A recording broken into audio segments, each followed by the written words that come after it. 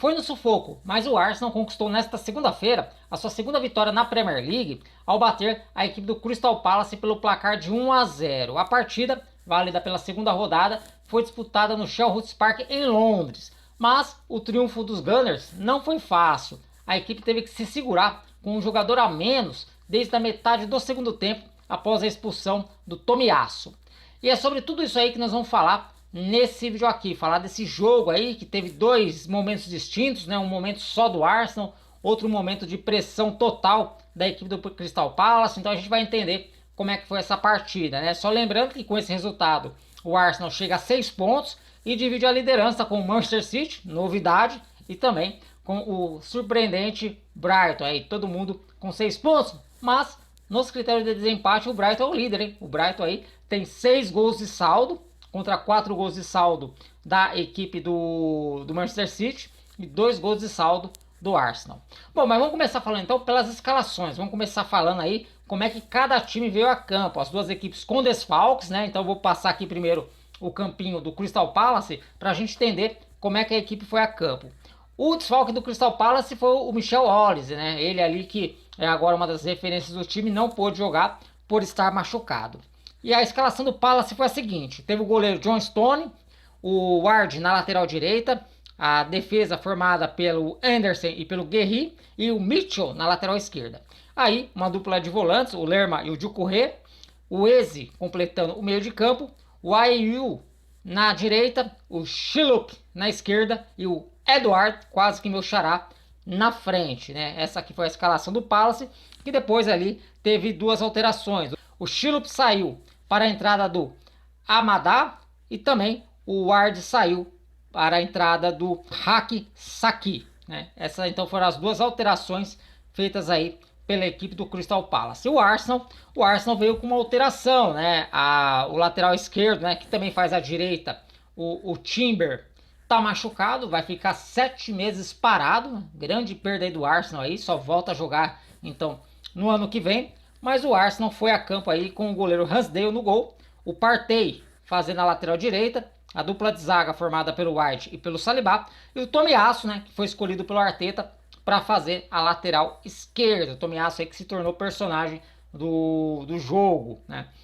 O meio de campo teve o Odegaard caindo mais para o lado direito, o Rice no meio e o Havertz caindo mais pelo lado esquerdo. E na frente, aquele trio lá que a gente já está habituado: Saka na direita, Martinelli na esquerda e o Nketiah aí jogando pelo meio. Essa foi a escalação do Arsenal. Daí no decorrer da partida, o Odegaard saiu para a entrada do Zinchenko, o Saka saiu para a entrada do Kivior, o Martinelli saiu para a entrada do Gabriel Magalhães e o Nketiah saiu para a entrada do Jorginho. Então esse foi o desenho aí do Arsenal para essa partida.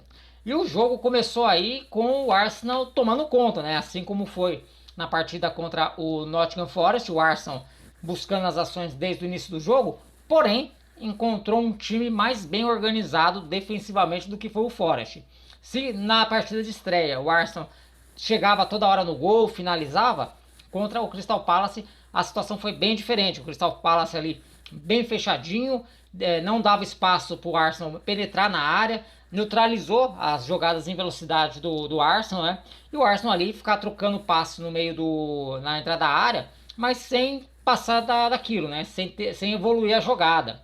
A primeira chance do Arsenal, que não foi nenhuma chance de perigo, foi um chute do Martinelli, né? Ele recebeu na esquerda, carregou um pouco para o meio, chutou e a bola foi por cima, sem qualquer perigo para o gol do John Stone. O Crystal Palace ainda tentou ali surpreender no contra-ataque, tentou ali dar um trabalho para a defesa do Arsenal, principalmente pelo lado esquerdo, né, que era o lado, para mim, era o lado mais frágil do Arsenal, era o seu lado esquerdo da defesa.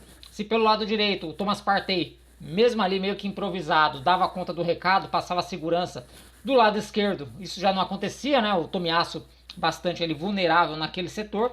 E aí o Arsenal foi criar ali a sua primeira grande chance mesmo real de gol aos 35 minutos com o Nketiah, né? Ele recebeu ali um passe do Rice e, aliás, foi aos 28 minutos, né? Essa foi a primeira chance do Nketiah.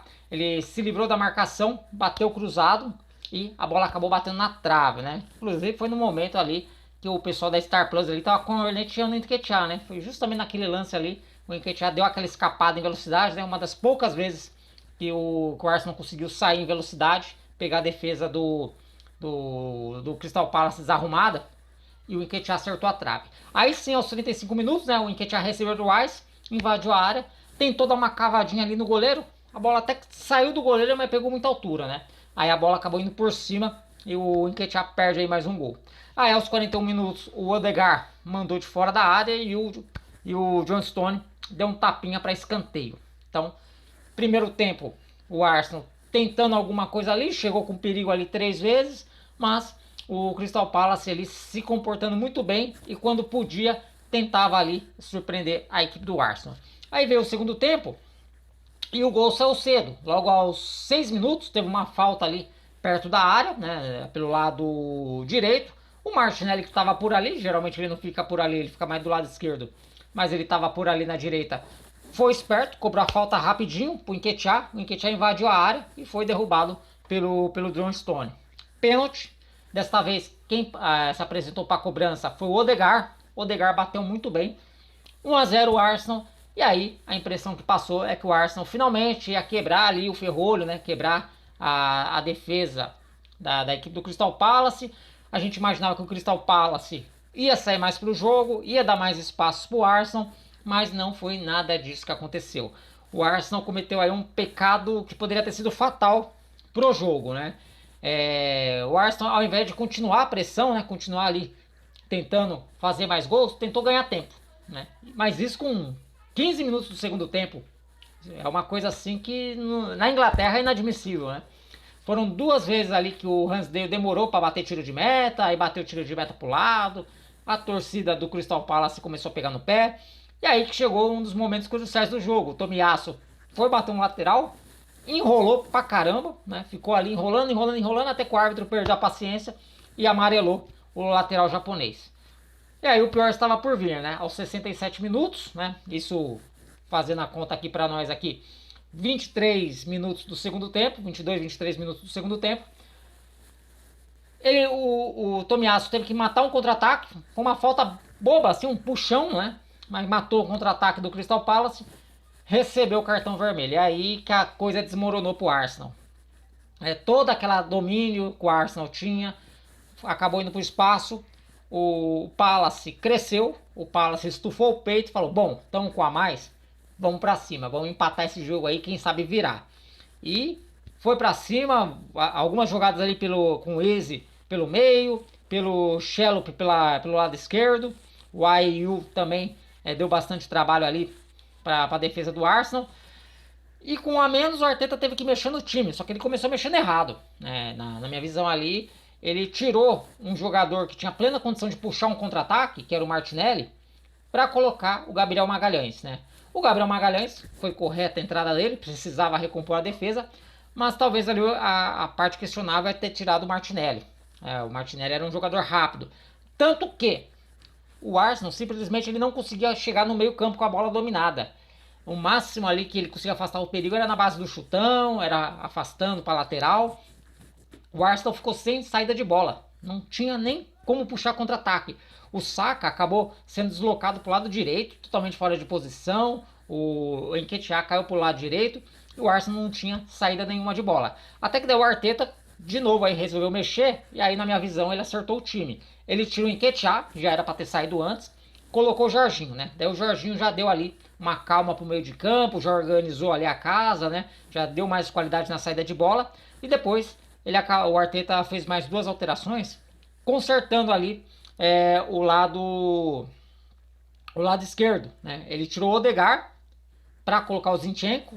O Zinchenko começou a cair ali pelo lado esquerdo. E também tirou o Saka para colocar o Kivior, né? Aí a coisa acalmou. O Arsenal começou a tocar mais bola no campo de ataque, aí de forma correta começou a gastar o tempo, né? O Crystal Palace já não tinha mais aquela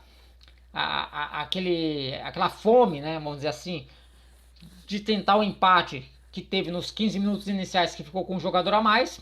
E aí o Arsenal foi só gastar o tempo, foi gastando o tempo e conseguiu aí segurar o resultado e conquistar uma grande vitória, né? Quem tá querendo ganhar o título, ainda mais tendo como concorrente um concorrente como o Manchester City, não pode desperdiçar pontos, né? da forma que o Arsenal se arriscou a desperdiçar nesse jogo, né? Uma vitória mais na base da raça e da garra dos jogadores do que propriamente na parte técnica aí nesse final de jogo, né? O curioso é que assim, essa rodada tivemos várias expulsões. E nós vimos outros times ao longo da rodada que, mesmo estando com a menos, ainda conseguiram ampliar e não tomaram sufoco, né? O Liverpool vencia a equipe do Balderman por 2-1, ficou sem o McAllister, que foi expulso, mesmo assim conseguiu fazer o terceiro gol. Ontem, né, no domingo, o West Ham, mesma coisa, estava vencendo a equipe do Chelsea por 2-1, ficou com um jogador a menos e mesmo assim não tomou o sufoco que o Arsenal tomou hoje. Talvez ali as escolhas do Arteta, né, para consertar o time com esse jogador a menos aí, não foram aí as mais adequadas. Bom, próximos jogos, né, o Arsenal volta a jogar no sábado, vai jogar, segue em Londres, né, vai encarar a equipe do Fulham. Já a equipe do Crystal Palace, o Crystal Palace aí vai ter um jogo fora de casa, vai encarar, deixa eu ver aqui, vai encarar o Brentford. Fora de casa, mas vai seguir ali por Londres, né? Vai encarar mais um duelo do londrino, vai jogar contra o Brentford. Então esse aí são os próximos jogos dessa galera, né? O Arsenal jogando contra o Fulham no Emirates. O Fulham que não tem mais o Mitrovic, né? O Mitrovic que foi mais um para ir para a Arábia Saudita. Então o Fulham aí não tem um dos seus principais jogadores. As duas partidas acontecem às 11 da manhã.